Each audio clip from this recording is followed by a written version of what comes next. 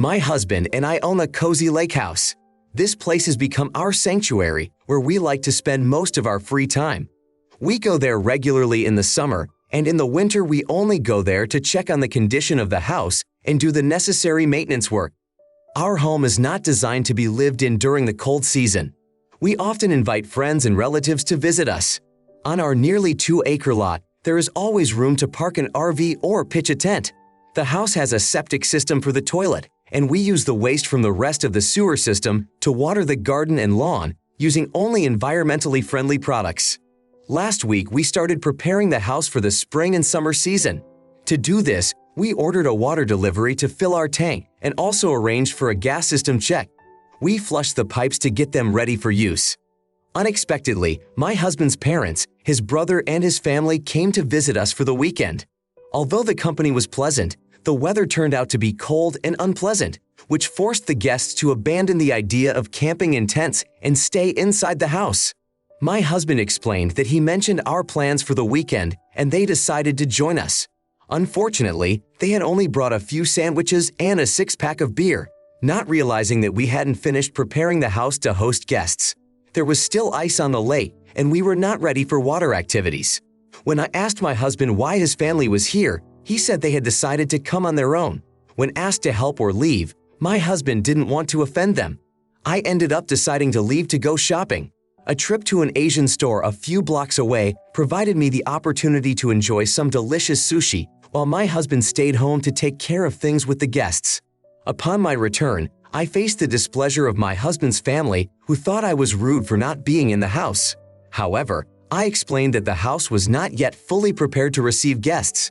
My husband knew that we didn't have enough provisions even for ourselves, let alone an additional 8 people. You should have handled the situation yourself, but you just left without letting your husband know you weren't planning to return. Such an act can give the impression of passive-aggressive behavior. The husband now controls the narrative, and he may present the situation in a way that makes it seem like you don't get along with his family. He is unlikely to help change their minds if they are already convinced of this. His family didn't seem to notice the ice on the lake, but still asked about water activities. It was a rewarding experience for them. Next time, you should explicitly tell your husband you're going. Feel free to announce it all at once. Don't agree with anyone who calls you an idiot. Adults really should be able to communicate, but it doesn't always work. This time, you and your husband had weekend plans that were disrupted by his family arriving uninvited and unprepared. You asked your husband to explain to them to go away to emphasize your needs and expectations. However, he did not consider your feelings. You should not have warned him of the consequences of his decision. Sure, it's frustrating that he had to do the housework himself, but it can be a lesson to him. Maybe next time he'll be more considerate and not set you up for unwanted guests.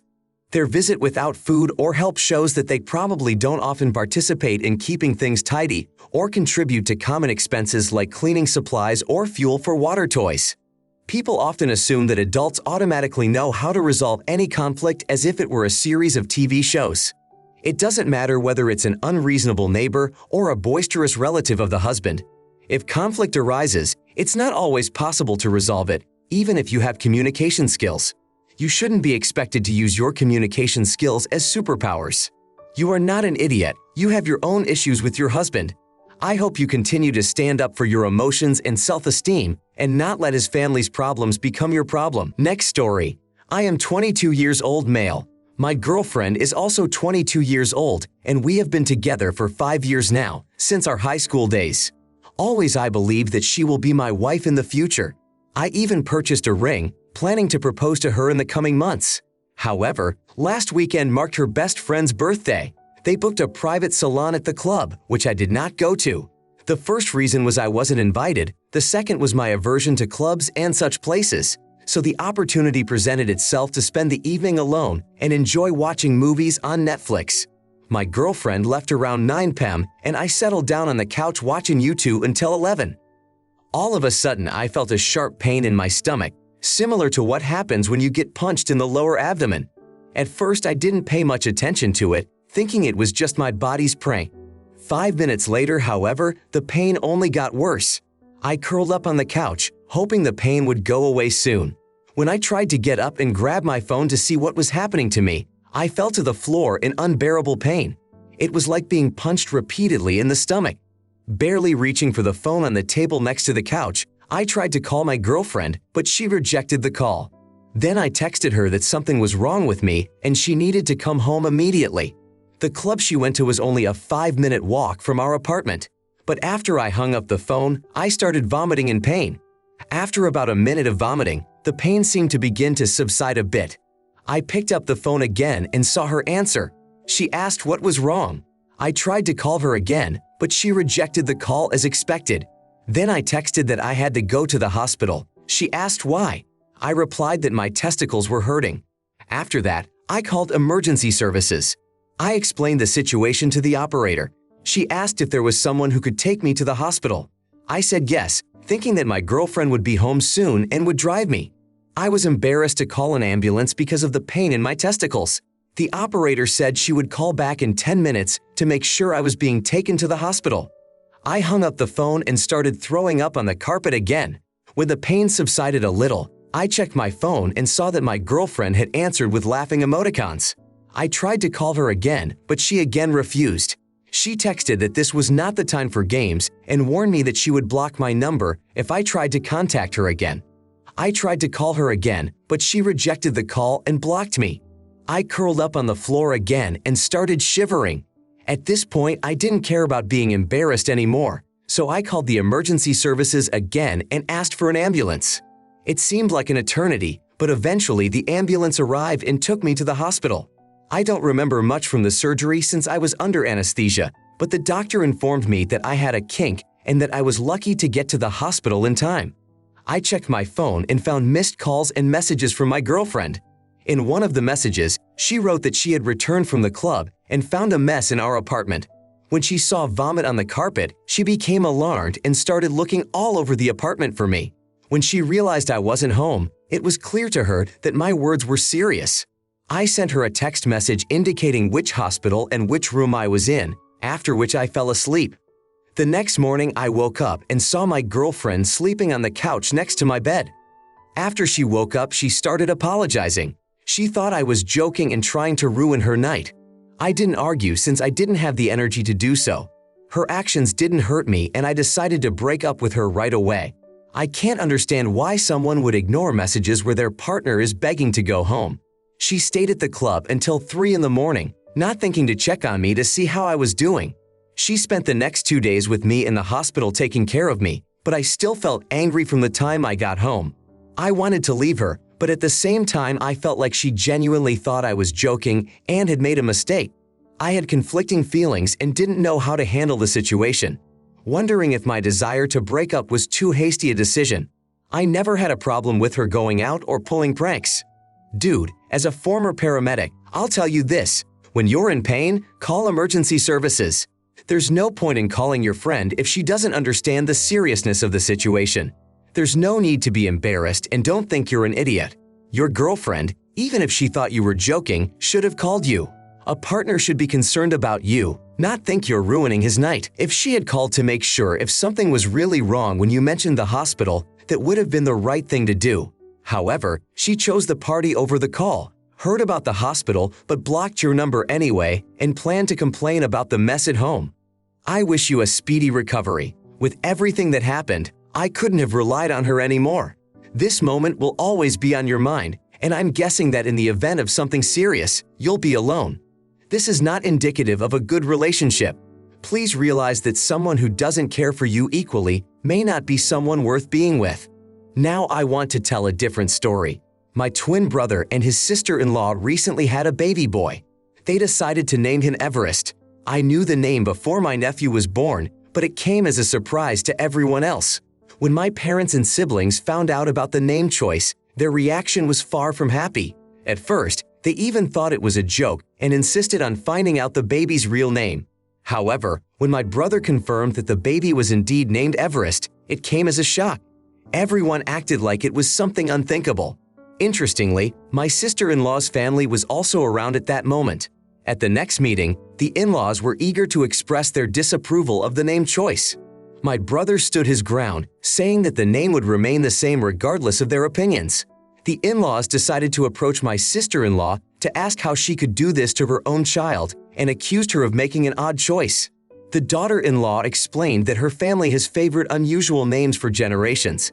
She had always loved the tradition and appreciated the uniqueness of her child's name. Like my brother, I also have a penchant for unusual names. Maybe it's a peculiarity of twins. When our family was leaving after the meeting, I decided to stay. This decision surprised them even more. In the last few weeks, they became very annoying and even started harassing my brother and his wife. As a result, my brother and sister-in-law had to block them for a while to shield themselves from the pressure and recriminations that kept pouring in just because of their decision on the baby's name. Other family members invited me to join them for dinner. Over the course of the evening, they discussed how my brother, in their opinion, had lost his mind by allowing their son to be named that name. They also expressed their displeasure at the actions of their sister-in-law. During the conversation, they mentioned that they had sent several messages condemning the chosen name as cruel. I entered the conversation and pointed out that the name criticism and accusations against the daughter-in-law were inappropriate. I emphasized that if they wanted to preserve their relationship with their grandson or nephew, they should temper their opinions and apologize for their harshness. They objected, suggesting that the next child might be someone with a name reminiscent of a fairy tale character, like Pixie or Fairy, or something as unusual as Wave. They voiced concerns that given the traditions in my sister-in-law's family, this was a distinct possibility. They even accused me of not thinking of my nephew's welfare and called me an idiot for my stance. You are not an idiot. Your family seems really insufferable. Frankly, I was expecting a much more extravagant name than Everest. It's actually a well-established name. Yes, Everest used to be George Everest's last name. Using established surnames as first names is a very common practice. Personally, I like the choice of this name. They should be careful not to be the first to offend your nephew. If they continue to criticize his name baselessly, he will feel it. How will he perceive his grandparents if they speak ill of him and his mom? Be prepared for your family members to start using absurd nicknames, refusing to call your nephew by his real name. It's okay for them to do this, but they need to stop this behavior. They keep bothering your brother, sister-in-law, and nephew for no apparent reason. The name they chose is perfectly acceptable. The worst thing that comes to my mind is the association with Everest from an old commercial for a window installation company. A silly association, but hardly anything serious. Some might think the name sounds odd, like a Chardonnay with 2 R's and an N at the end. But Everest is a strong and unusual name. Your parents seem to be just looking for a cause for concern. My next story. 2 weeks ago, I, a 26-year-old woman, moved into a small apartment building. I was busy arranging furniture and everything else. On moving day, one of my neighbors came up to me on the steps. Each apartment has a small front, and my apartment overlooked the parking lot. The neighbor introduced herself as a single mom with a preschool-aged daughter and handed me a small gift as a greeting. I was very grateful, thanked her, and we chatted for a bit. I work from home 3 days a week and am usually home in the evenings after work. I also work at night. This neighbor has started coming over to my house a lot. I usually hear her coming up with her daughter, and they bring me a painting or something the daughter made. It's nice, but I prefer to be on my own and am often drinking tea or not dressed to receive visitors. I had to quickly clean up in less than a minute when they showed up unexpectedly around 7:00 p.m. My daughter had drawn something and wanted to leave me her drawing. It had been a long day. I was in an oversized sweater, looking unkempt but feeling incredibly comfortable. I was eating ice cream, snuggled on the couch, and watching a movie. I saw them through the window and quickly got up to put on my shorts. Met them at the door and thanked them as always. However, my daughter wanted to come in and see what I was watching. The movie was not appropriate for a preschooler, but there was nothing wrong with that. I politely explained, "Thank you, but I'm really not in the mood today," asked them to leave. My neighbor objected, pointing out that her daughter was just a baby and it would only take a few minutes. She mentioned that the little girl likes to make crafts to show me. I replied, "Look, I'm my own child by choice. Can you please leave? Thank you and good night." They haven't visited me since, but they did leave a note in my mailbox. It said they thought my words were rude. Their daughter was upset and crying. They expressed their willingness to apologize. I did not respond to the note and did not want to apologize. I think I was reckless in rejecting them. You're not an idiot. Unannounced visitors are a nuisance, especially if there's no good reason for the unexpected visit. She's just a kid is not an argument, and I don't care how old you are. If you said no, that's fine. You acted like a good neighbor, that's great. They apparently don't understand normal social boundaries. I think this woman is trying to befriend you so she can ask you to watch the baby later in case of an emergency. Keep your distance unless you want to end up as an unwilling babysitter or in a situation where you have to call child services because she leaves her child on your doorstep. And no, you don't need to apologize, it's just part of being a mom. You've taken all the advice to heart. Tomorrow morning, talk to your neighbor in person, not through a note. Say you apologize for your choice of words, but boundaries have to be set.